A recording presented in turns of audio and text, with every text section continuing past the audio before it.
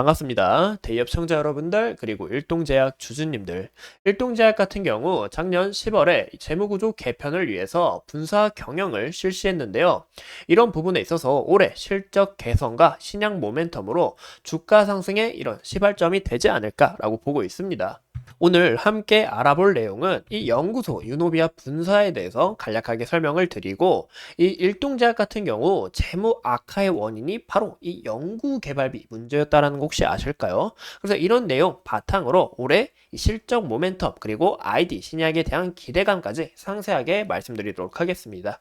오늘 영상도 중요한 만큼 끝까지 시청해 주시고 좋아요와 구독으로 큰 힘 주시면 감사하겠습니다. 그럼 같이 바로 알아볼까요?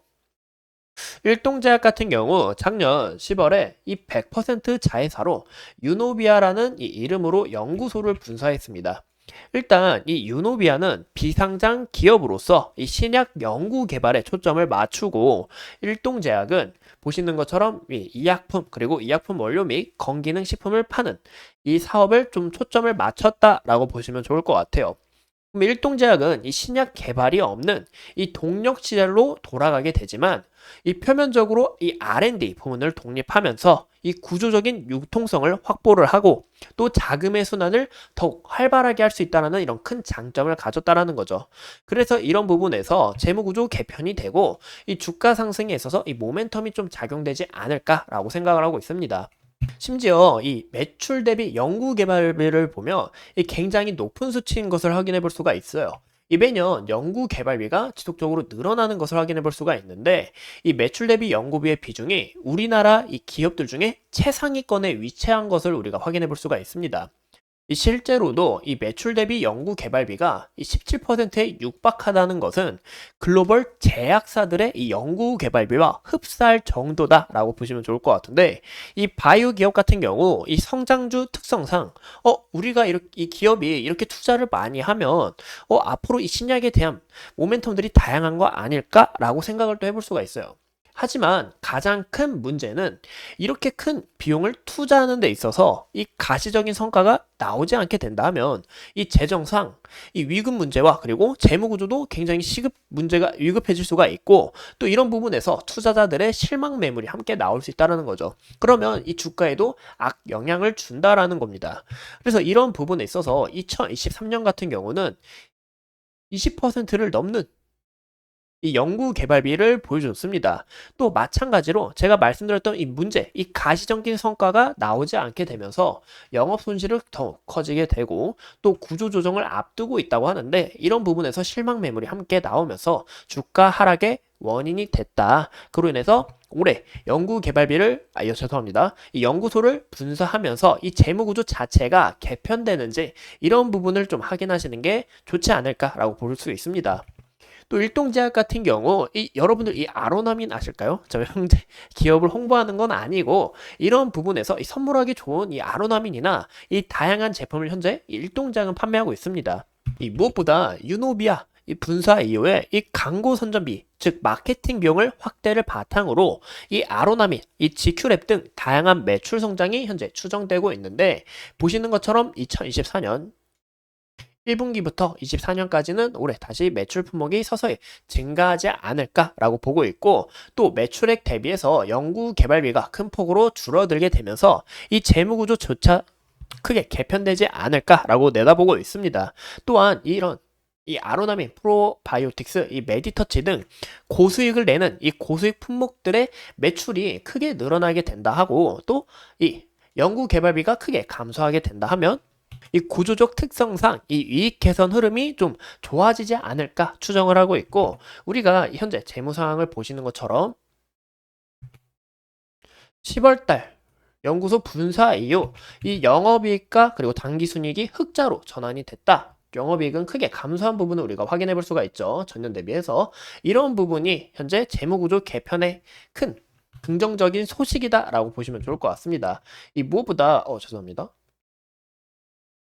이 무엇보다 이 매출액은 지속적인 성장 중에 있었지만 2023년 같은 경우 이 매출액 폼이 줄어들게 되고, 또 연구 개발비로 인한 또 매출이 줄어듦에 따라 영업이익과 당기순이익 적자 폭이 커졌어요. 올해 우리가 좀 봐야 될 부분은 전년 대비해서 매출액이 늘어나는지 이 부분이 포인트가 될 것 같고, 확실히 이 연구소 분사 이후 작년 2023년 4분기 실적이 굉장히 긍정적인 모습을 좀 나름 보여줬으니까 이런 부분에서 영업이익이 흑자로 전환이 되는지 당기순이익이 흑자로 전환이 되는지 이런 부분이 좀 키포인트가 되지 않을까 그렇게 생각을 해보고 있습니다. 이 무엇보다 현재 우리가 이 재무 상황을 보신다 하면 일동제약 같은 경우 현재 갖고 있는 이 유보율에 비해 이 부채 비율이 굉장히 높았다라는 거예요. 그래서 이 부채 비율마저도 서서히 감소가 되는지 이런 부분이 재무구조 특성상 안정을 되찾을 수 있고, 이런 부분이 이 투자자들에게도 큰 관심이 찾아오지 않을까라고 내다보고 있습니다. 근데 무엇보다 이 바이오 하면 어떤 부분이 굉장히 크죠? 바로 이 신약에 대한 기대감이 더 큽니다. 그쵸? 이 신약 개발, 신약 임상 1상 들어갔대. 이제 이상 결과가 나온대. 이런 기대감이 더 크다라는 거죠. 이 보시는 것처럼 일동제약은 자회사 이 유노비아를 통해 이 신약 개발을 지속적으로 이어나가고 있고, 현재 파이프라인을 이렇게 갖췄다라고 보시면 좋을 것 같습니다. 그 중에서 저는 이 부분을 좀 약간 좀 집중해서 말씀을 드리고 싶어요. 여기 보이시죠?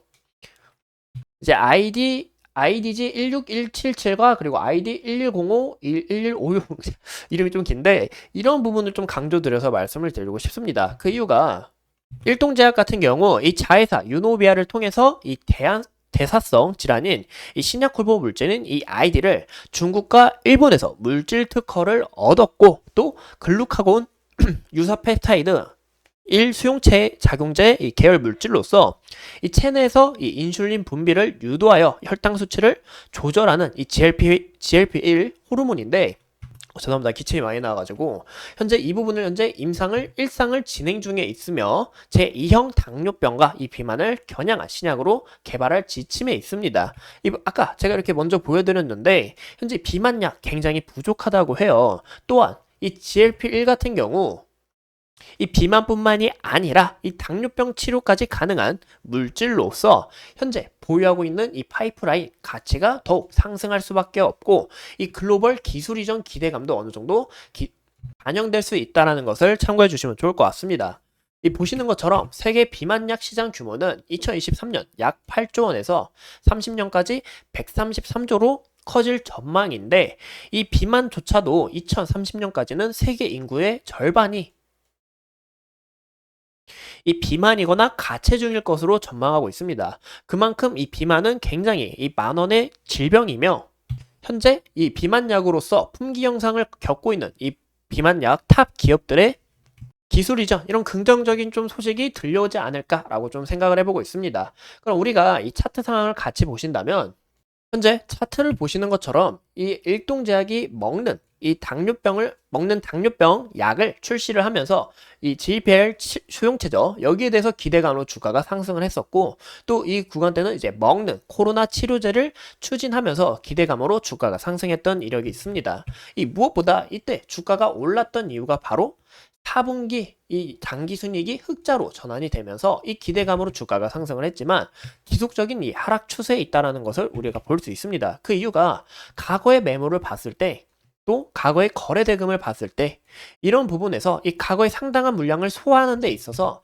주가가 좋은 소식이 들려와도 이 매물을 소화하면서 주가가 하락 추세를 아직 벗어나지 못한다라고 보시면 좋을 것 같습니다. 그래서 현재 구간에서는 이 하락 추세를 전환할 거래량과 거래 대금이 태져줘야 또 앞으로 주가 상승에 있어서 좀 좋은 모멘텀이 작용되지 않을까라고 예상을 해보고 있고, 이 무엇보다 아까 말씀드린 것처럼 이 ID 관련해서 이 비만약, 현재 비만약이 품경상으로 굉장히 귀한데 여기에 대한 대규모 기술 체결 기대감이나 아니면 정말 실적이 개선이 되고 투자자들의 관심을 받으면서 이 지속적으로 주가가 우상향하는지 이런 부분을 우리가 함께 참고해 주시면 좋을 것 같습니다.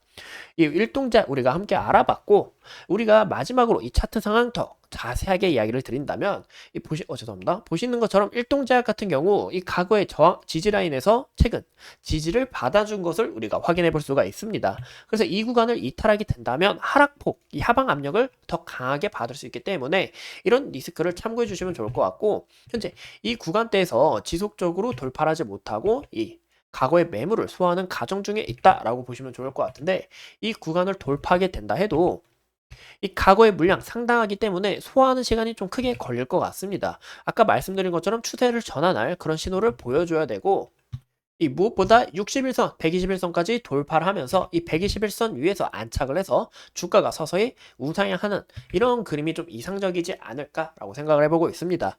이상 일동제약에 대해서 함께 알아봤고, 오늘도 소중하게 유용한 시간 내서 영상 시청해주신 점 감사합니다.